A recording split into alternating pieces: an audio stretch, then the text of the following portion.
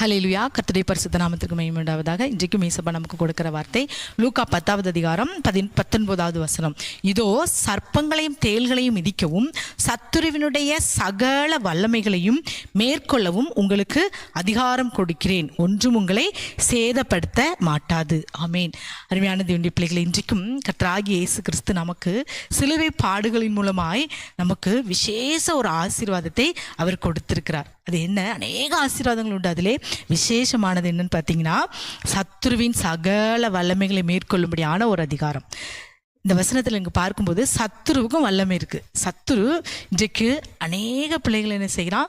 அவனுடைய வல்லமையினால, அவனுடைய வல்லமையை பயன்படுத்தி பிரச்சனைகளையும் பாடுகளையும் போராட்டங்களையும் வேதனைகளையும் கொண்டு வருவது ஒரு வகையான பிசாசின் வல்லமை. அதை நாம் என்ன செய்யணும்? உணர்ந்து கொள்ள வேண்டும். சில நேரங்களில் உண்மையாகவே சரீர பலவீனம், அதுவும் கூட சத்துருவினுடைய வல்லமை தான். இன்றைக்கும் அருமையான தேவனுடைய பிள்ளைகளை, நாம் ஒவ்வொருவருக்கும் கர்த்தராகிய இயேசு கிறிஸ்து சிலுவை மரத்திலே நமக்கு ஒரு அதிகாரத்தை சம்பாதித்திருக்கிறார். அதுதான் பிசாசின் வல்லமைகளை மேற்கொள்ளக்கூடிய அதிகாரம். அப்போ இன்றைக்கு நாம் இதை உணர்ந்து கொள்ள வேண்டும். கிறிஸ்தவர்களாகிய நாம், அவருடைய விசுவாச பிள்ளைகளாகிய நாம் அதை உணர்ந்து கொள்ளணும். என்ன உணர்ந்து கொள்ளணும்?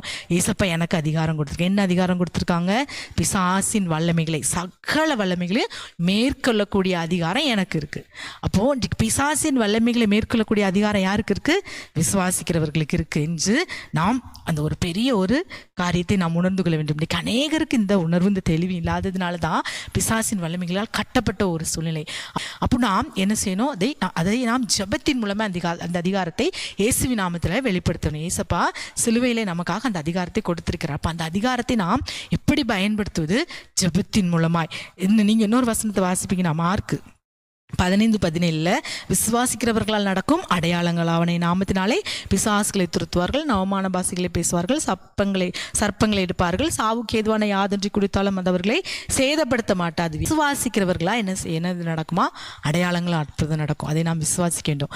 நான் இயேசுவை விசுவாசிக்கிறேன், என்னால் அற்புதங்கள் அடையாளங்கள் நடக்கும். ஏன்னா இயேசப்பா எனக்கு அதிகாரத்தை கொடுத்திருக்கிறார். அப்போ இன்றைக்கு இந்த அதிகாரம் யார் மூலமாய் செயல்படும்? விசுவாச பிள்ளைகள் மூலமாய், விசுவாசிக்கிறவர்களால் தான் செயல்படும்.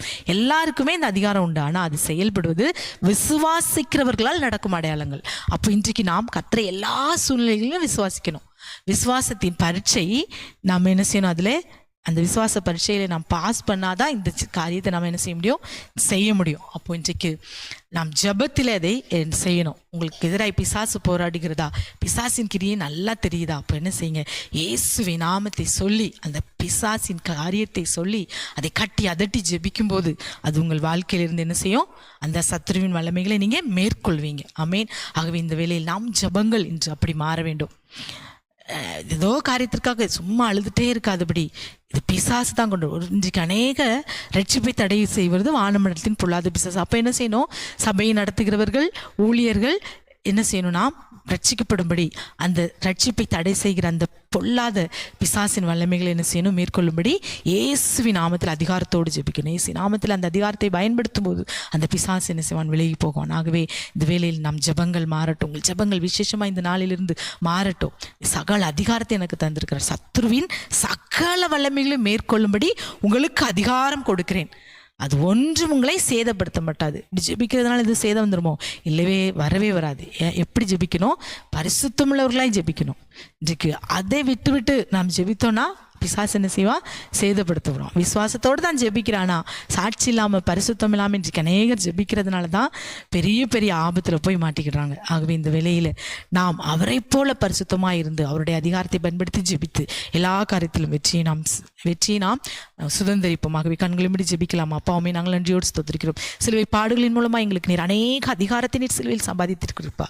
இதில் விசேஷமாய் சகல சத்துருவின் சகல வல்லமைகளையும் மேற்கொள்ளும்படியான அதிகாரத்தை விசுவாசிக்கிற, பரிசுத்தமாய் சாட்சியாய் வாழ்கிற உங்களுடைய பிள்ளைகளுக்கு நீர் கொடுத்திருக்கிறீர். அந்த அதிகாரத்தை பயன்படுத்தி இந்த நாளில் ஜெபிக்கிறோம். இந்த வேளையில் என்னோடு கூட சேர்ந்து ஜெபிக்கிற பிள்ளைகளுடைய வாழ்க்கையில் இருக்கிற சகல சத்துருவின் வல்லமைகள், அவங்க வாழ்க்கையில் ஒரு குறிப்பிட்ட ஒரு ஸ்டேஜுக்கு மேலே வரவிடாதபடி தடை செய்கிற பொல்லாத சத்துருவின் வல்லமைகள் இந்த நாளில் இயேசுவின் நாமத்தினாலே முற்றிலும் அழிக்கப்படும்படி ஜெபிக்கிறோம். உங்களுடைய அதிகாரத்தில் ஜெபிக்கிறோம்ப்பா. இயேசுவின் நாமத்தில் ஜெபிக்கிறோம். நாளில் விசேஷமாய் ஜெபிக்கிற ஒவ்வொரு பிள்ளைகளுடைய வாழ்க்கையிலும் இருக்கிற எல்லா சத்துருவின் வல்லமைகள் இந்த நாளில் கட்டப்படட்டும். பெரிய காரியங்களை செய்யும். விசுவாசத்தோடு ஜெபிக்கிற ஒவ்வொரு பிள்ளைகளுடைய வாழ்க்கையிலும் அற்புதத்தை செய்யும் சாட்சியாய் நிறுத்தும். பிசாசின் கிரியைகள் கட்டப்படட்டும். வியாபாரத்திலே ஒரு வளர்ச்சியை கொடுக்காதபடி தடை செய்கிற கிரியைகள் கட்டப்படட்டும். திருமணத்திற்கு ஒரு நல்ல ஒரு காரியத்தை தடை செய்கிற பிசாசின் கிரியைகள் இந்த நாளில் இயேசுவின் நாமத்தில் கட்டப்படட்டும். பிள்ளைகளுடைய படிப்பின் காரியத்தில் இருக்கிற மறைந்திருக்கிற ஆசீர்வாதங்கள் வெளிப்படட்டும். பெரிய காரியங்களை செய்யும். சகல துதிகன மகிமை உமக்கே செலுத்துகிறோம். இயேசுவின் நாமத்தில் ஜெபிக்கிறோம் நல்ல பிதாவே. ஆமேன், ஆமேன்.